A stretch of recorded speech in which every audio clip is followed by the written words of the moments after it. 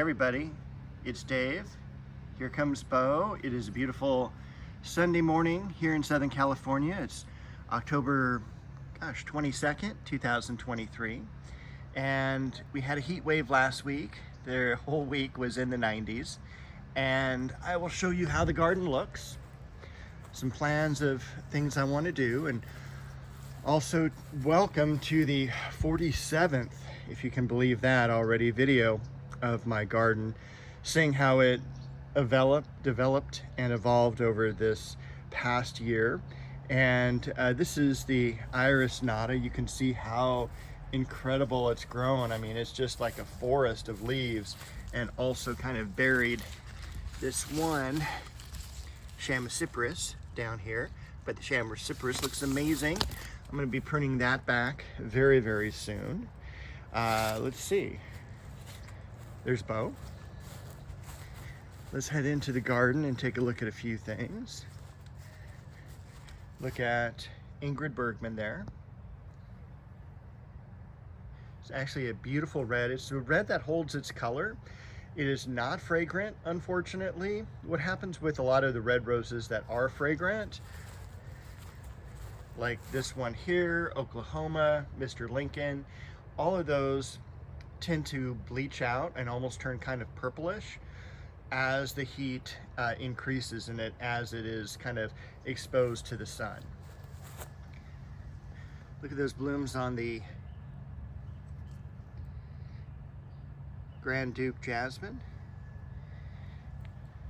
I'm amazed at how well the white kufia has bloomed. I may cut those back a little bit when I weed this bed. I'm not quite sure yet.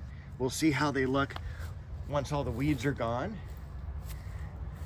The bay tree, and of course as soon as I come out here, the marine layer lifts up and it's all hot all of a sudden. It's only supposed to be mid-70s today. Yesterday was mid-80s, and on Friday it was like 96, and it was really, really hot, I can tell you that. Bay laurel, an apricot, cherry tree,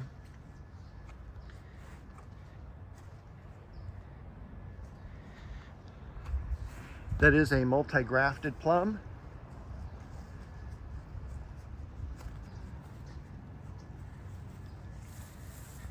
That is almond bush, aloysia. We've got some blooms coming up on the sweet pea bush, which is actually a very, very hardy bush that should probably be used a lot more in the landscape, but isn't. Crabapple. Behind that we've got some thuya and irises. Over here, I wanted to get a better look at that foxglove. I mean, look at that. I mean, that almost looks like a lettuce back there. It's so gigantic. Shasta daisy cut back. That's banana shrub set between those two foxglove. The fuchsia actually survived the heat here in Southern California in the sun. It did have a few plants protecting it, but I was very, very happy with that. Back here is a seedling that came to me that was pink clover. And look at that beautiful bloom on the Tabernet Montana.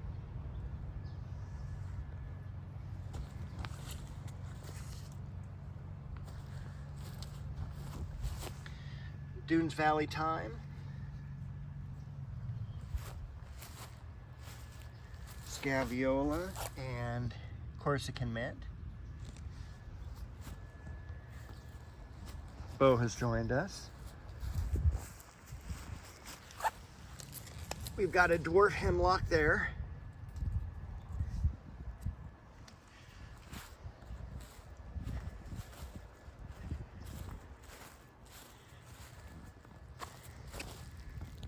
Corsican mint here again.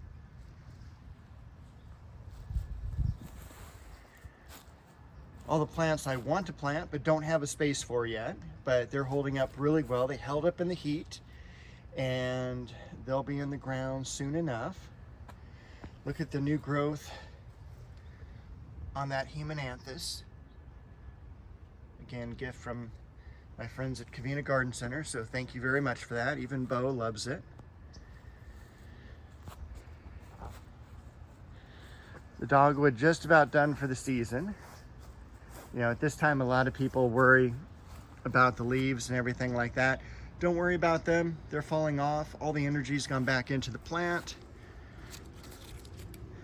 And it should look like this pretty soon. And when it does look like that, that's also the best time to move it. I'm moving this tree. I think I found a location for it that I think is gonna serve better.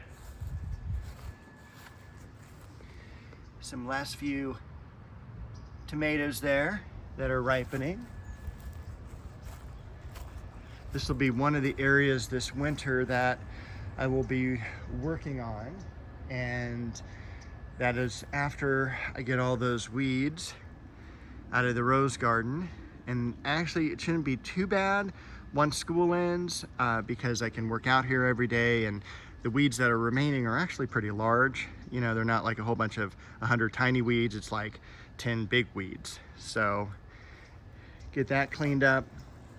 I got some ideas here, and I'm gonna probably in next week's video go over some of my ideas for the next year in the garden. But you can see we've got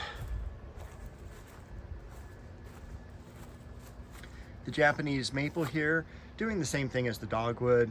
Its edges are gonna burn, the leaves are gonna fall off, all the furthest out stems are already bare. Probably another month or so, that'll put us into right around Thanksgiving. That'll be completely bare, and the earliest time where I would probably prune these. The silver dragon liriope, clivia, false aurelia, and even the Chiananthus, which unfortunately is not an evergreen tree, is about ready to lose its leaves. I was sad to see a lot of these turn. In fact, they turned so quickly I thought someone had oversprayed them with weed killer. There's a lot of ivy on these back fences.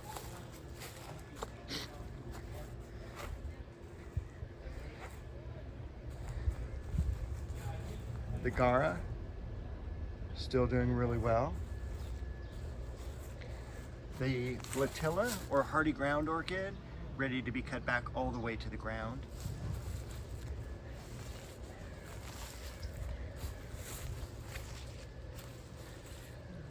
The rabbit's foot fern, both in the ground and as the hanging basket. Looks terrific. Look at all the ajuga coming through. Another Japanese maple.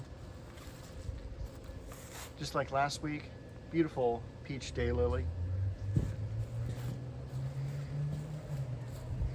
This is also a really good red. This is Crimson Bouquet. It's a little bit lighter red. Maybe you could call it a little bit more pinky of a red, but stays small. It is a floribunda compared to Ingrid Bergman, which is a hybrid tea form, which is a single large blossom. These tend to flower in clusters, although Crimson Bouquet throws off a lot of singles as well. Down here is lemon balm, and that is actually a seedling because the main plant is back in the bed.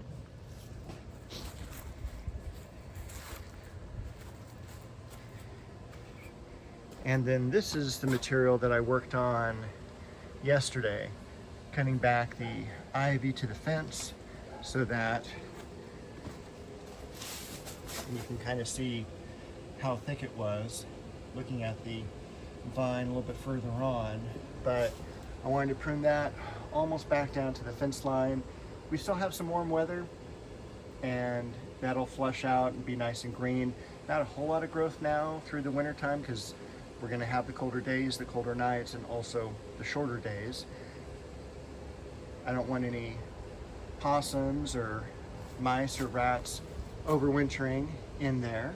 And after I did cut it back, I did hose it down with the high pressure nozzle to get rid of a lot of the gunk that was in there.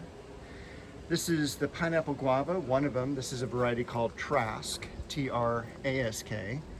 And that just kind of overgrew its area. I mean, it was like way up here. So I cut back the major stems like that there.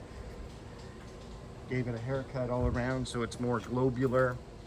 And then pulled out all the ivy that was in this area here and reset the bricks, or the rocks rather, up until this area, which I'll work on later today. And then this is a plant called Paris, P-I-E-I-R-E-S. This is that is Bo joining us again. This is a plant that is more for Oregon, cooler weather than Southern California, but it has a beautiful, almost lily of the valley type of flower to it, and gets about 2 feet tall. I've had this in the ground not 1 year, but 2 years now that I think about it, and hasn't grown a whole lot, but it is in a really rough situation in terms of underneath this crepe myrtle tree. We've got a lot of surface roots that I'm sure is keeping it small as well.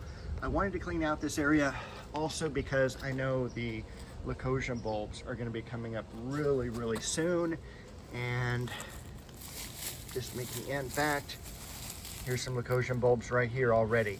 That's letting you know how close we are getting into winter time. So this is the time I need to kind of go through.